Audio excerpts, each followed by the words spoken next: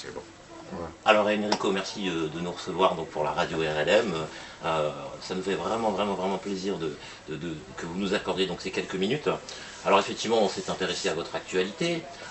Alors vous avez commencé avec votre oncle à la guitare, ensuite... Pas mon oncle, mon beau-père. C'était votre beau-père? C'était le père de ma femme, enfin de la fille qui est devenue ma femme par la suite. Et c'était donc mon maître, et c'est lui qui m'a découvert. Je jouais dans l'orchestre aux côtés de mon papa qui était son violoniste. D'accord. Et son chef d'orchestre, lui, c'était la grande star.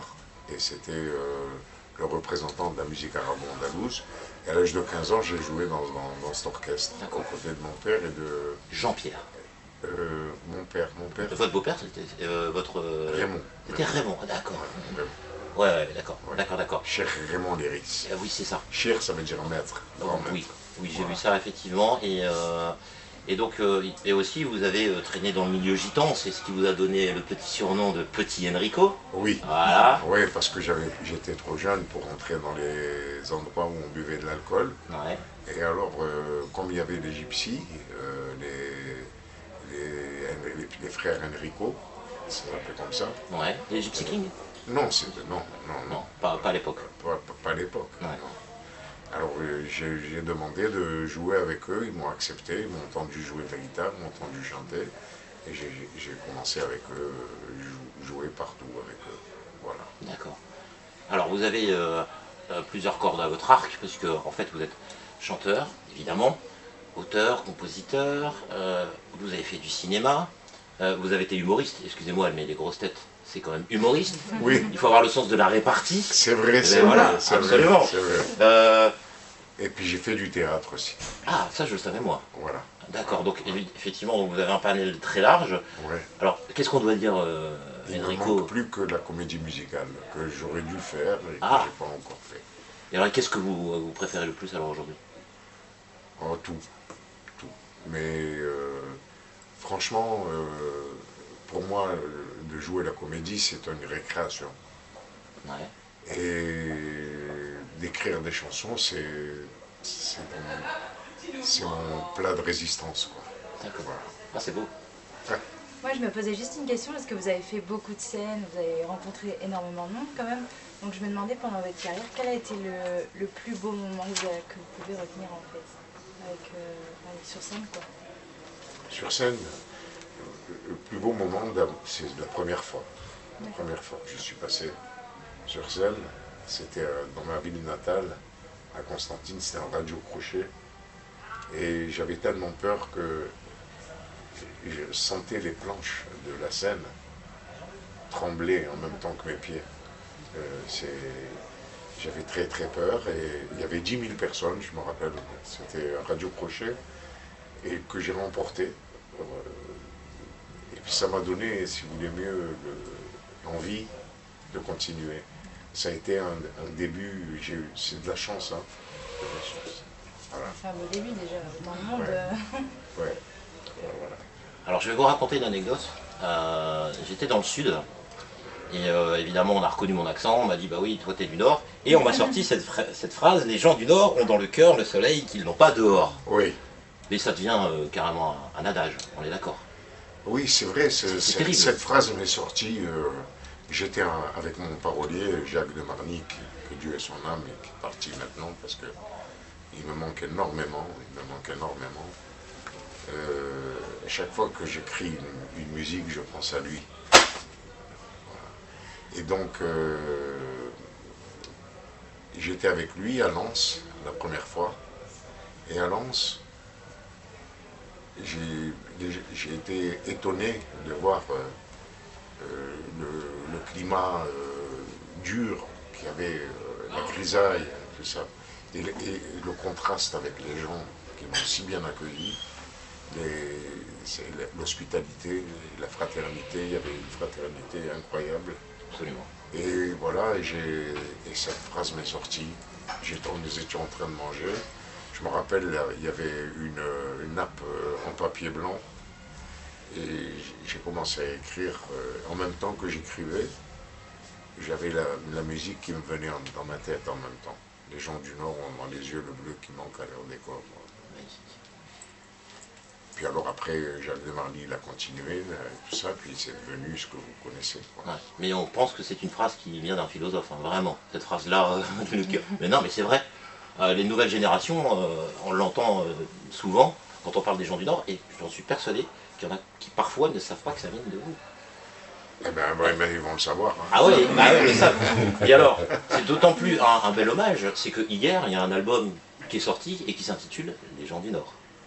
Exactement. Et il y a une reprise de Pauline. Il y a une reprise de Pauline Absolument. avec moi, en duo. Puis il y a d'autres chanteurs qui sont dans le disque, comme Pierre Bachelet, les Corons, et tout Bien ça. sûr. Et je suis fier que le titre de la pochette, de tout le disque, c'est Les gens du Nord. Voilà. Ah ben moi, ça me fait plaisir. Et ben nous aussi, ça nous fait plaisir. Voilà. Et une petite question aussi, j'ai vu j'ai vu une vidéo où vous chantiez le Métèque, vous avez improvisé le Métèque, avec le Métèque, le titre, avec M. Moustaki. Ah, je ne l'ai jamais chanté. Mais vous l'aviez improvisé en septembre. Vous avez fait un bœuf, je pense, à l'époque avec Moustaki. Avec pour le Moustaki. Oui. Ah ouais. Oui, j'adorais Georges Moustaki. D'ailleurs, j'ai été à son enterrement. C'est moi qui ai fait la dernière cérémonie, quoi. J'ai fait la dernière cérémonie de Georges Moustaki. Je l'accompagnais à son dernier voyage. Et avant, j'aimais beaucoup, j'allais souvent chez lui. On n'a pas eu la chance de travailler ensemble. Mais Georges Moustaki, je vais vous dire, je vais vous raconter une anecdote. J'avais un contrat au Liban en mars 63. Et à ce moment-là, 15 jours avant mon départ, on m'a volé ma guitare dans le train. J'avais pas de guitare, je ne savais pas comment faire. Puis Georges Moustaki passait dans un cabaret sur les quais de la Seine. J'ai tenté ma chance, j'ai été le voir, je lui ai dit voilà Georges, on a volé ma guitare, est-ce que tu peux me prêter ta guitare? Il m'a prêté sa guitare pour mon voyage au Liban. Et au Liban, j'ai chanté avec sa guitare. Ah, sympa. Voilà. Et vous l'avez gardé? Ah non, je l'ai rendu. Ouais. Pendant ce temps-là, j'en ai pris une autre. D'accord. Alors, dernière question, parce que pour nous c'est important. Vous venez donc de sortir un album, bon, c'était en 2016, qui s'appelle Les Clés, si je ne m'abuse. Oui. On sait que vous aimez les chansons à texte, et c'est toujours empreint d'une réalité, de ce que vous vivez au quotidien, de faits de société. Par rapport à tous les albums que vous avez fait précédemment, alors quelle est la nouveauté? Qu'est-ce qui a changé? Est-ce qu'on retrouve le Enrico Macias d'avant, ou c'est peut-être un nouvel Enrico Macias sur cet album? Cet album est l'introduction d'un nouvel Enrico Macias, mais tout le temps en gardant mon propre style, parce que c'est facile de changer totalement, d'une façon radicale. C'est plus facile que de rester dans son style et apporter du nouveau. Dans mon propre style, faire du nouveau. C'est très difficile à faire, parce que j'ai écrit quand même plus de 800 chansons. Alors donc, non, ce qui me plaît, moi, c'est de varier, si vous voulez, d'être au service de l'improvisation, d'être au service de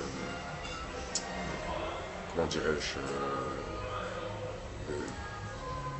l'envie La de spontanéité créer, qui pour vous est importante. la création voilà. Et puis d'avoir, je peux me planter, je peux faire je peux avoir des échecs, mais ça m'intéresse pas, je m'en fous. C'est pas l'échec ou la réussite ne m'arrêteront pas. Ça m'arrêtera pas. Ça continuera tout le temps, tout le temps. Pourquoi? Parce que j'ai la passion et puis je crois que j'ai une mission à dire ce que je pense, d'être un témoin de mon temps, voilà. Bien. Alors, des projets d'avenir. Donc, il y a cet album en 2016. Donc, demain, Enrico Macias, comédie musicale, alors peut-être? Non, je vous ai parlé de la comédie musicale parce que c'est le seul truc que j'ai pas fait encore. D'accord. Mais je ne sais pas si j'en ferai une ou pas, je ne sais pas. Mais comme je vous ai dit, c'est au gré de l'inspiration, voilà. Mais actuellement, je fais un nouvel album. Pour les nouvelles générations, justement, vous venez de vous toucher du doigt un problème, c'est que maintenant, les jeunes viennent me voir chanter. Parce que leurs parents ou leurs grands-parents étaient mes fans. Et eux, les enfants, ne comprenaient pas pourquoi ils étaient fans d'Enrico Macias. Alors ils ont demandé à écouter, à venir me voir dans les spectacles que je fais maintenant. Et ils viennent de plus en plus nombreux dans mes spectacles. Et j'aime bien chanter pour les jeunes parce que c'est quand même l'avenir. C'est quand même, ça veut dire qu'il va encore durer. Je ne sais pas jusqu'à quand. Je ne sais pas jusqu'à quel âge. Le plus tard possible. Ouais, le plus tard possible, mais c'est entre les mains de Dieu ou d'une force mystérieuse qui nous dirige notre vie, notre destinée. Mais moi, j'accepte tout ce qui m'arrive parce que j'ai eu quand même beaucoup de belles choses. J'ai eu des épreuves terribles, mais j'ai eu aussi des grandes choses dont je suis très satisfait. Et vous restez optimiste? Mais je reste un optimiste absolument. Tout le temps, je suis optimiste. Tout le temps, quoi qu'il arrive. Quoi qu'il arrive. Donc un scoop, la sortie de l'album, prévue pour quand? Prévu pour l'Olympia en février. Ah, bien. Et le nouvel album, c'est une reprise de mes premières chansons, ouais, mais réorchestrées. Pour deux raisons, c'est pour les jeunes des nouvelles générations, pour eux qui ne connaissaient pas ces chansons-là, qui vont les redécouvrir. Et en même temps, c'est pour que le catalogue nous revienne à nous. Parce que quand on enregistre dans une maison de disques, c'est la maison de disques qui prend le catalogue. Absolument. Alors là, je vais enregistrer un maximum de chansons, des tubes que j'ai fait dans ma carrière. Je sais qu'il y en a.